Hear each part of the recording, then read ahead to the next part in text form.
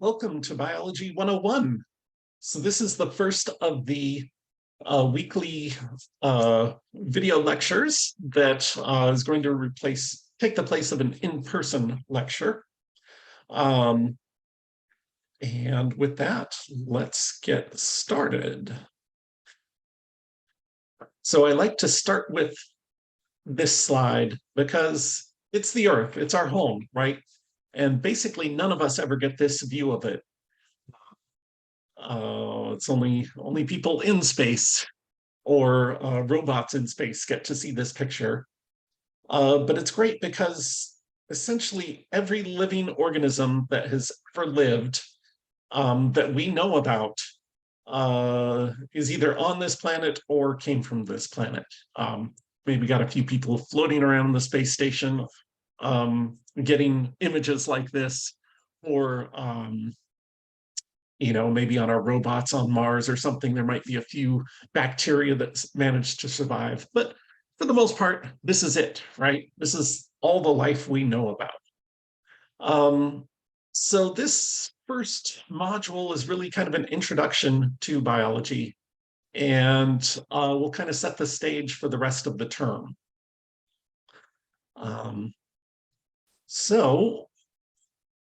To give you a brief outline of what we're going to talk about today, or what I'm going to talk about today, I'll answer the question, who am I? Who am I to be here telling you about biology, right? How is this course going to work? I know it's kind of a little bit different in terms of this hybrid online lecture and then in-person lab, and in-person, I call it lecture, but really it's more kind of activities and recitation and exams. And then what are the big ideas from this first module? And really, I'm going to cover 4 of these today: the properties of life, levels of organization, the diversity of life, and evolution. And this last one, the process of science, it's part of the readings, it's part of what I want you to know, but we're going to get to that in lab number 1. So I'm not going to duplicate that effort here. All right, so that's kind of how this course is going to run. And now we're going to get into the content of the course. So the first thing we want to think about is what does it mean to be alive? How do we know something is alive? And the lazy answer, the cop-out answer is, well, we know life when we see it, right? Which works for a lot of organisms, but it doesn't work for every organism. So we've come up with kind of a list of these properties of life that unifies every living thing. And so we can see some examples here. So the first thing to note about living things is that they're ordered. They have kind of this hierarchical order that we're going to talk about, I think on the next slide, actually. But basically, life is made of cells, and these cells have smaller pieces in them, and they might be part of a bigger system, right? And at each level of organization, we find these emergent properties, which are the idea behind emergent properties is kind of that the whole thing is greater than the sum of the parts, right? We might know the parts, but we put them together in a very particular way, and we get new properties, like these emergent properties that that we wouldn't have necessarily predicted from just knowing the simple parts. So as an example of that, I think I have a cross-section of a plant stem, or maybe a plant flower, or I think a plant ovary, actually, is what that looks like to me, maybe a lily ovary. And we can see that it's made of cells, and that different cells are doing different things. And part of these are the eggs that are going to form the seed that's going to be a whole new plant, right? So there's an order here and a complexity that that is kind of the hallmark of living organisms. Another important property of life is this idea of sensitivity or response to stimuli. So we can take in information about the outside world and respond to it in some ways. For people, you are used to doing this, right? You know, if it's cold, you move around, you move to a warmer spot, you put on more clothing. Um, uh, or you know, if you're hungry, you find some food, right? So this is what living organisms do. And the stimuli that we respond to might be different, but um, the process of the response is ultimately universal, right, for all living organisms. Reproduction. Um, Living organisms reproduce. They make organisms that are similar to themselves genetically. These uh, genes, which are pieces of DNA, right? Those get inherited from the parent or parents, depending on types of organisms we're talking about. But there's this passing along of hereditary information. There's this division of cells, which produces entire new organisms. And that is a hallmark of life. And then we have growth and development. So everyone here started out life as a single-celled zygote and grew and developed into the multicellular organisms that we see today. Now, some organisms are single-celled, and they might not show the growth or development that we would see in animals or plants or things like that. But all organisms do have maybe a way of growing, at least as cells, and maybe changing what they do during the course of a cell's life, right? Or we could say a collection of cells, right, is going to be different at different stages of its life in a multicellular organism. All right, organisms show regulation and this property called homeostasis. Homeostasis just means keeping conditions the same, right? So regulating things so that they are constant. The conditions for our cells are constant. All organisms have some sort of energy processing. So we are able to take in energy sources from the environment. We're going to process that, use it for our own purposes, and then release waste products as a result of that. And again, this looks vastly different for different types of organisms, but on the, you know, the pattern is the same for every living organism. Organisms also show adaptations to their environments. So, you know, there's kind of a fit between structures and functions for a particular environment. If you look at, let's say, since there's so many dogs, you look at like a Siberian Husky, you're going to notice a very coat, which is very adaptive when the weather is very cold, right?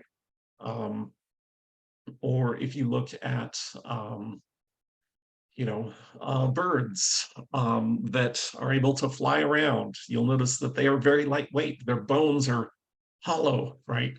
To lighten the load so that they can fly. So depending on the environment, we often see adaptations to that environment. And lastly, all organisms show evidence of evolution. We can look at the existence of an organism, we can look at its traits, we can look at its DNA and say, oh, well, I think it evolved from this other thing, or, you know, these two organisms probably evolved from a common ancestor because they're so similar. And as an example of that, think about all the different types of dogs that we see today. They all came from a common ancestor, which was maybe something not too different from a wolf. So, but then by selective breeding, by the environment, meaning the humans that are hanging around with these ancestral dogs, we have selected for certain characteristics, depending on what we would like to see in the next generation, right? So, okay. So that's the properties of life. And how is life organized? Move my head around. Hopefully it won't cut off this slide completely. But basically, at every step of this ladder, we can find evidence, or we can place any given organism into this hierarchy of biological order. And we're going to start at the lowest level, the atom, kind of the smallest indivisible piece of matter, which actually has parts inside of it. There's electrons and protons and neutrons, and inside of those there's quarks, and the particle physicists get really excited about that. But basically the atom is going to be the smallest structure that we're going to be talking about in this class. These atoms can join together to form molecules that are composed of maybe 2 atoms, or maybe 3, or maybe hundreds or thousands of atoms. And these larger molecules are the ones that are probably most interesting biologically. We'll talk about the big ones. We'll talk about some of the important small ones. And these molecules have new properties that we wouldn't see just from the atoms that make them up. All right. And then the next level is organelles. So organelles are structures inside of a cell that accomplish particular tasks, like the nucleus of a cell, or the Golgi apparatus, which is shown here. But basically, even cells have parts that are, these little compartments where specific functions can occur. And we'll talk about those later on in this term. I think module 4 is when we start getting into that. And then we have the unit of life that really the smallest thing that we can say is truly alive is the cell, right? So cells are the smallest level here that has all of the properties of life that we just talked about. And those could be like blood cells, or brain cells, or bone cells in a multicellular organism. Or there could be organisms that are only made of one cell, right? So some of these levels of organization, the unicellular kingdoms or domains, kind of skip over those. But we'll talk about them too. So let's say we're talking about multicellular organisms. We're going to have tissues, like skin is a tissue, composed of different types of cells working together to provide a particular function.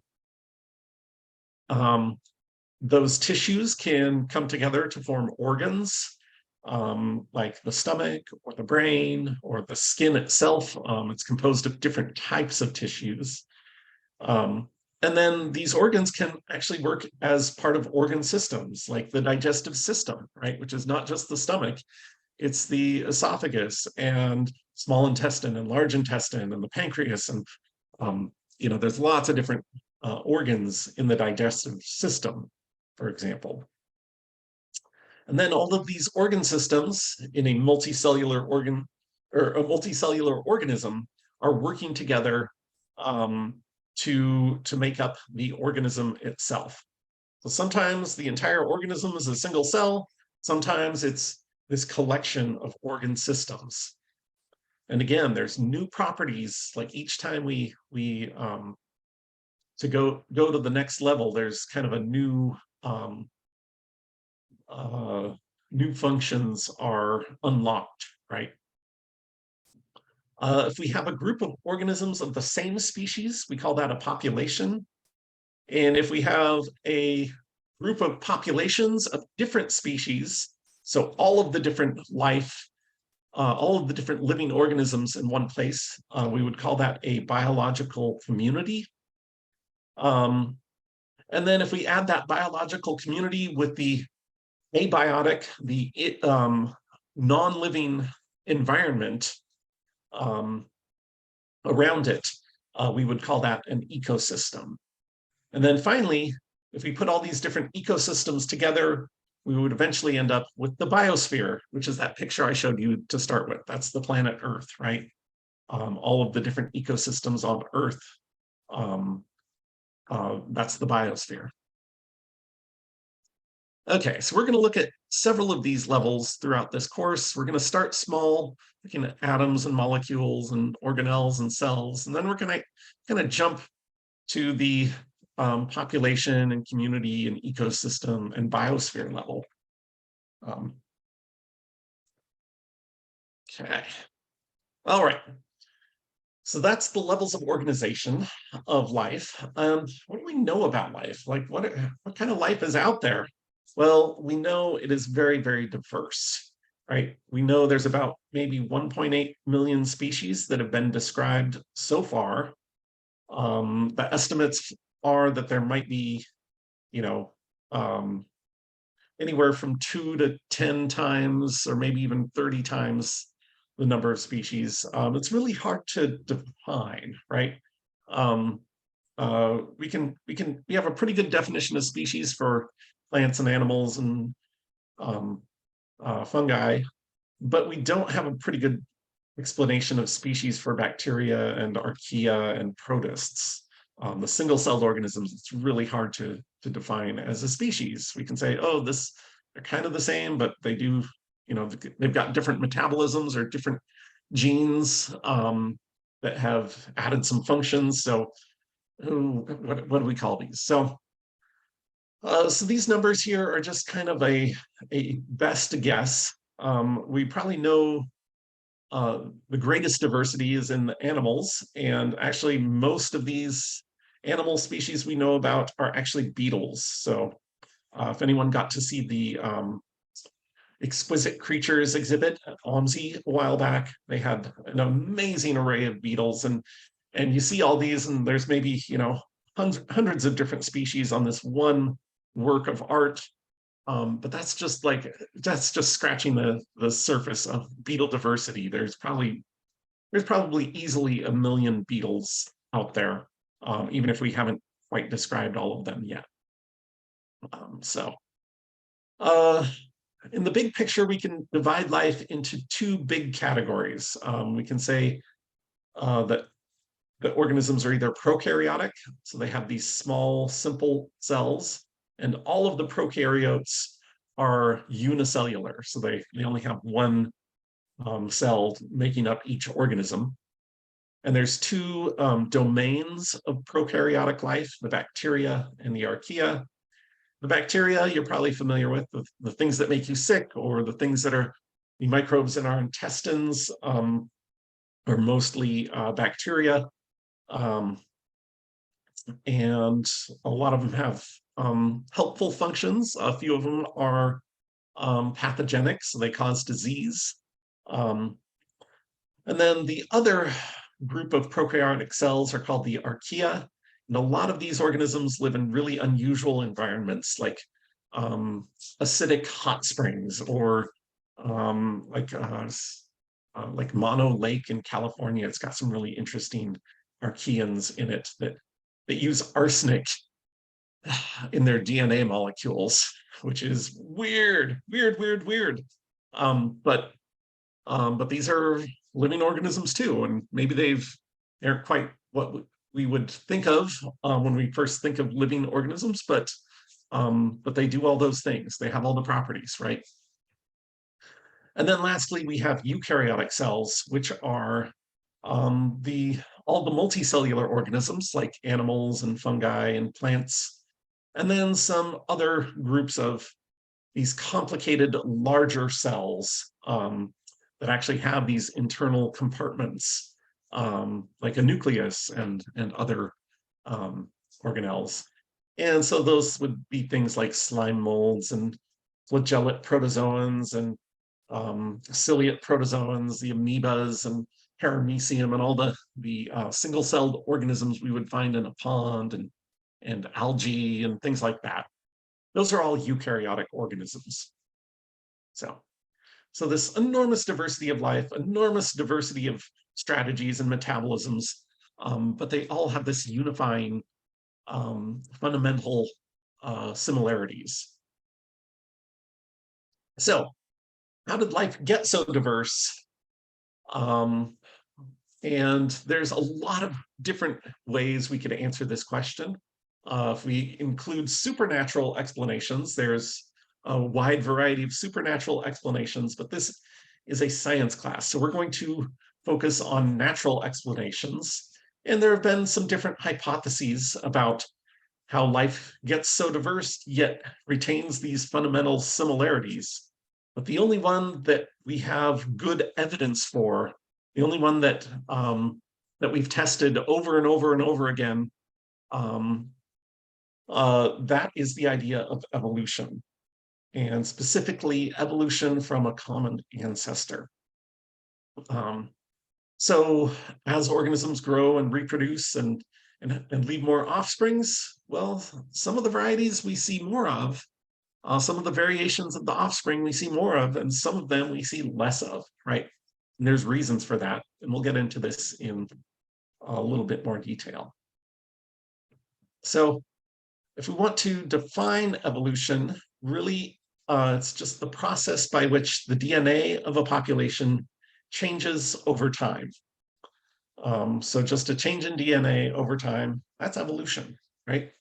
So when we have lots of examples of this happening, we've recorded instances of this. We can compare DNA sequences of current living organisms to fossil organisms, which is really cool. But the result of these DNA changes is essentially that organisms are better adapted to their environments over time. And we'll see how that happens here on the next slides. So why is evolution the best scientific answer for why is life so diverse? Well, the reason is that it explains both the diversity and the similarities. Evolution proposes a mechanism by which organisms and really by which populations can diversify over time. But then it also explains the similarities and why we see similar structures or similar genetic code in different organisms. And the idea is that every living organism has ancestors, right? There's the parental and grandparental and great-grandparental ancestors of every organism alive today. And these common ancestors don't produce genetically identical offspring. Or I should say, almost never produce genetically identical offspring. We'll put it that way. And the evidence is really overwhelming for evolution. We can look at anatomy, like we can look at the forelimbs of different mammals, and we notice there's this one bone, and then two bones, and then a bunch of bones, right? We can look at human skeletons, and we can see this pattern. We can look at horses, we can look at moles, we can look at dolphins, we can look at bats. We just see the same arrangement of bones that have been adapted for different purposes, right? So this tells us like, well, you know, what's the best explanation for all these different organisms having different bones or similar underlying bone structures that are adapted for different purposes? And the best scientific answer is that the common ancestor of all mammals had this arrangement of bones where it's, you know, one bone, then two, then like kind of the wrist bones, and then a bunch of bones and these 5 extensions that would be like the phalanges or the digits, the fingers, right? Fingers and thumbs. So this is one piece of evidence that points towards evolution. We can look at development. We can see the developmental similarities and where different organisms start to differentiate from each other in the process of development. We can look at DNA. We can look at gene sequences and compare sequences and what's the fewest number of genetic mutations to get from this DNA sequence to that DNA sequence. And what was the common ancestor that led to both of those? We can look at the fossil record. We can see organisms that look kind of like what we see today, but not exactly like what we see today. And there are a lot of instances of microevolution where we can see organisms adapting and evolving basically in real time, in the time frame of human lifespans. And actually, I think there's a link to a video of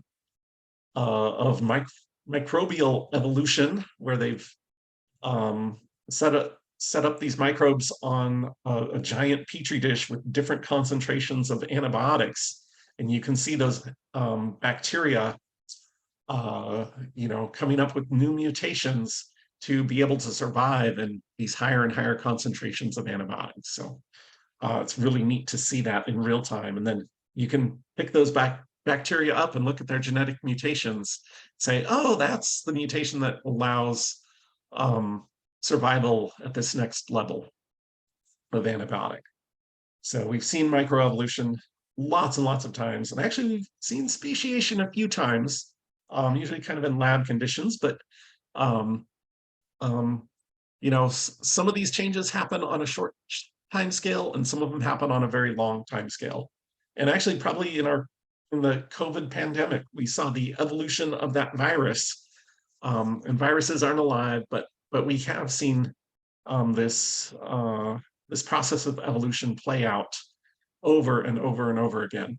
And we see the evidence of the bigger changes over, millions and billions of years.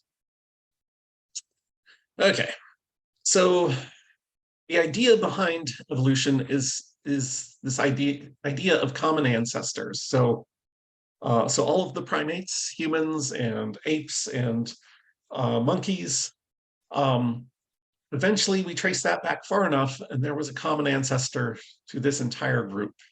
Or if we look at reptiles, again, we trace them back, and there was maybe a common ancestor to the reptiles. Birds, and actually, we like to say birds are really dinosaurs, right? So the common ancestor of birds, the last common ancestor was a dinosaur that probably evolved from a reptile. So really, reptiles as a group isn't a complete group, evolutionarily speaking, unless it also includes the dinosaurs and birds. But we can see evidence of common ancestry over and over and over again, kind of like the wolf that has given rise to all the different breeds of dogs. Well, all the different species of animals we see can be related through common ancestry. So, okay. So how does evolution work? Well, there's really just three conditions needed for evolution to occur. And whenever all three conditions are met, we're going to see evolution. So the first condition is that there are variations, in other words, differences in the DNA among members of a population. So if we have a population of, we'll say, ancestral wolves, right?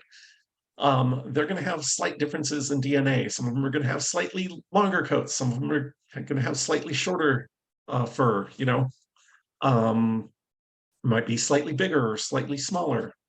So there's those differences in the population that we can go out and look at any population and see variation there.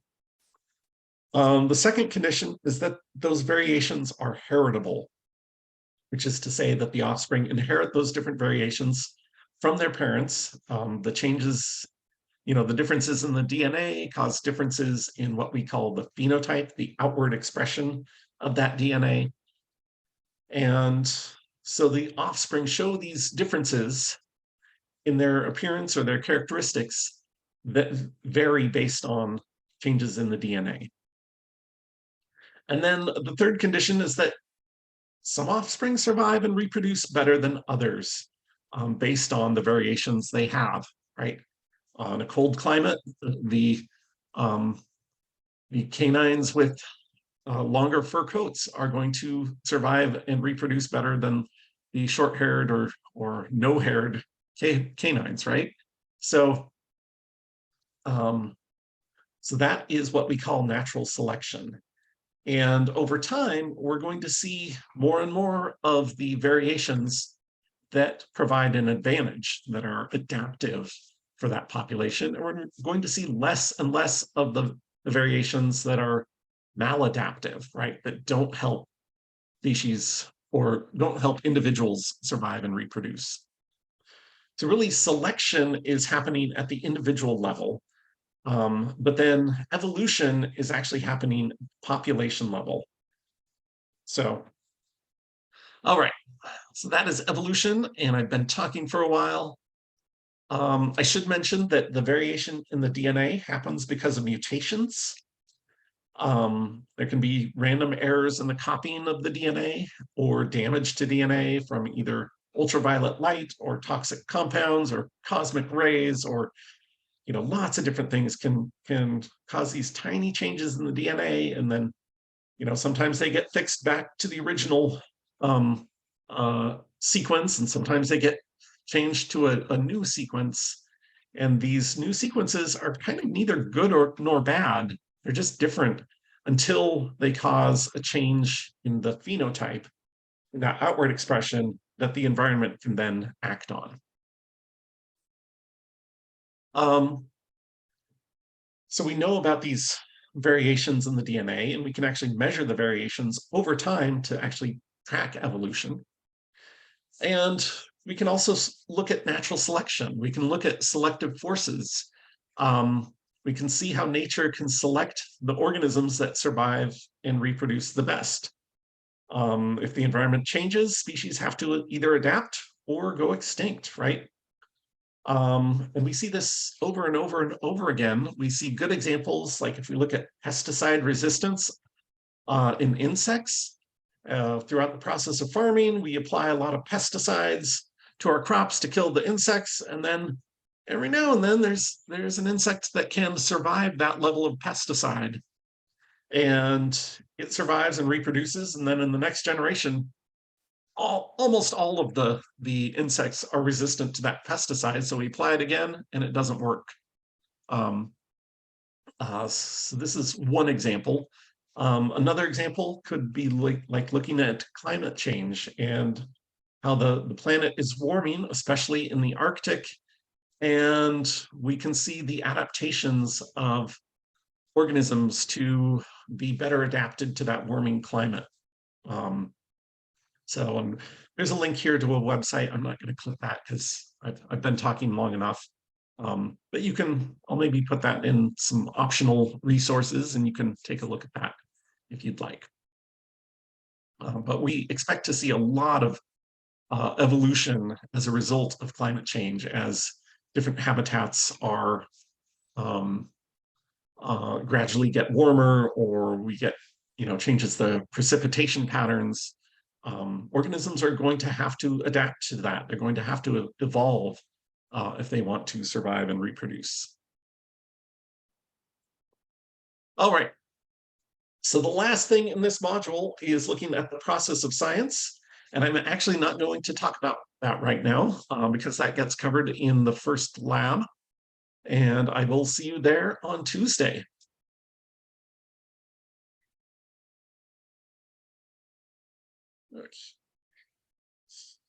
Recording.